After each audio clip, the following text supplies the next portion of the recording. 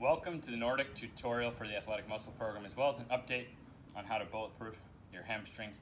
The first thing that has to be mentioned with any Nordic video is how simple it is actually to work on this. Look at a simple weightlifting belt, which they have at like every YMCA. You can already start working on your Nordic. Someone could hold your heels down. Myself and others have actually figured out a ton of different ways to work on a Nordic, and I'll put in the description a link to a video showing all of those ways, as well as a link to my equipment list, which includes the Rogue Nordic bench, and hopefully a lot more companies get making these, because this is actually a fraction of the price of a leg curl machine, which is cool, but it doesn't give you as much honest, measurable, free weight, body weight.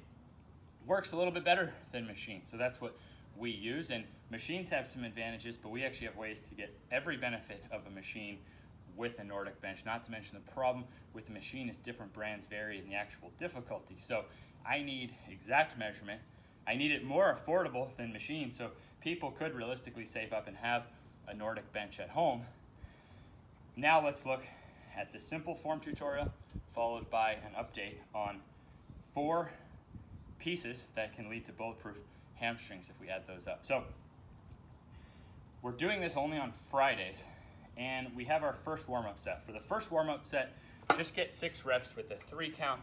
Feel that tension on the hamstrings. 1, 2, 3. Push back up. Get your 6 reps. That would be your warm-up. In dense, we only work eccentrics. So we spend 12 weeks just gently working eccentrics at your level. Then we spend 12 weeks, which now, when it gets time for your 5 sets of 6 working sets, you could stick with the eccentrics, or you could work what we built on standards by gradually lowering the hips so we know exactly how close we are. And let's look at a measurable of this on a flat bench. This comes to us from Marty St. Louis with a full contraction of the glutes. At the time he did this, he was 35, leading the NHL in scoring.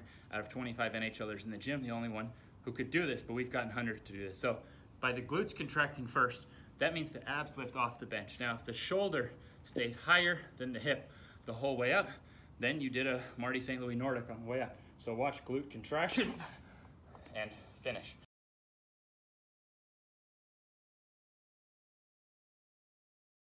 Then you could just get your 1, 2, 3, and repeat. So you could do all 5 sets of 6 like that. That would be a great challenge.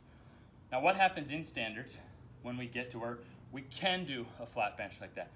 At that point is when we start working what you see on Sports Center, this levitating Nordic, the cheetah Nordic, and we're looking at a very specific measurable, which is, I'm just looking at the thigh, and does that thigh get below 45 degrees? So the halfway point between vertical and flat. Does the thigh get below there? So let's take a look. So the pressure's behind those knees, the ACL attaches from here, the same way this exercise works. We don't have any studies on being able to come back up because most people can't do it. But if exercise science people gave some time to it and actually trained people to abilities, we'd have much better studies. So hips slightly unlocked, but it doesn't really matter because the pressure's here and I'm only looking at that thigh. So the thigh, does it get down? There's about 45. So does it get below 45? And pull back up. Now 5 sets of those bad boys, 5 sets of 6 of those would be a heck of a workout. And within this session, you could back it off. So you could start like that. You could even be mid-set and be like, oh, that's getting hard. All right, let me go back to this. Even that, you could be, all right, screw it. 1, 2, 3, right? So you now have 3 really simple, measurable things. You got the levitating Nordic. So you have from the top down, or you have from the bottom up, which we do have a strict measurable there with the glute contraction, or do you just want to fight it down? So this is gold for knee bulletproofing. Either way, when we get to this advanced of a level, there becomes more options, becomes more personal. So those are your 3 options. That's your form tutorial for the Nordic on the athletic muscle program. Now, the Nordic would represent one of 4 keys to a bulletproof hamstring. This is because we have short range versus long range. So let's look at this position right here. In this position, there's really no load. This is easy, right? But let's compare this to what we did in our last knee flexion. So this is what's happening on this exercise. We're flexing the knee. So this is knee flexion, and within knee flexion, well, right here there's no load in this shortened position. But when we use the monkey foot, and you could use a band to replace, this is where all the load is. When you use the monkey foot and the leg's straight, there's no load. You see that? So these are two opposing ends of strength. So the monkey foot would allow us to train the short range, and now the Nordic, notice, as it gets longer, it gets heavier. So the Nordic would allow us to train the long range. So we have short range and long range, right? But we also have the hamstrings work as hip extensors. If you were in this position and someone put load here and you had to go up, you also load your hamstrings. But notice the knee is not flexing. It's really the hip is extending. So within the hamstrings, you have knee flexion or hip extension, and you have short range or long range. So if we look back, for example, at the standards program, we worked a single-legged hamstring deadlifts where, okay, at the top, no load. As we go into it, that's where load comes. So that's a long range hip extension.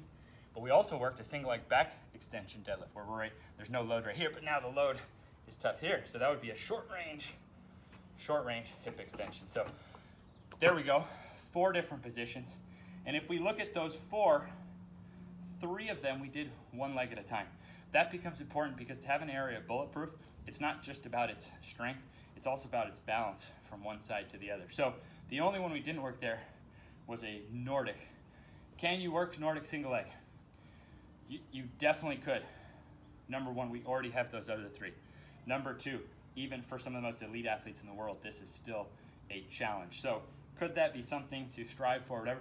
Possibly, but you have to look at risk to reward. And I just think that first, dominate your Nordic. First, we have those 3 levels. Make sure that you have, full control of a Nordic. If you have that right there, you're already, for that quality, which this is one of 20 qualities you build, for that quality, you're already pretty elite. And there's ways we can make it tougher, not only with more reps, but in the next program you'll see you could even load that on the way down. So there's infinite potential there, and it seems to be more safe than just trying to do a single leg Nordic. Hope that helps, and now you know exactly what to do on Athletic Muscle Program on Fridays for your Nordic with your warm-up set plus 3 different options on your working sets. And now it's pretty clear by blending exercise science with what ATG has been working on. So exercise science, well known that the hamstrings work as knee flexors and hip extensors, but we do have 2 different zones of strength for either of those with short range and long range. And if 3 out of 4 of those are single leg, we're gonna get pretty damn balanced too.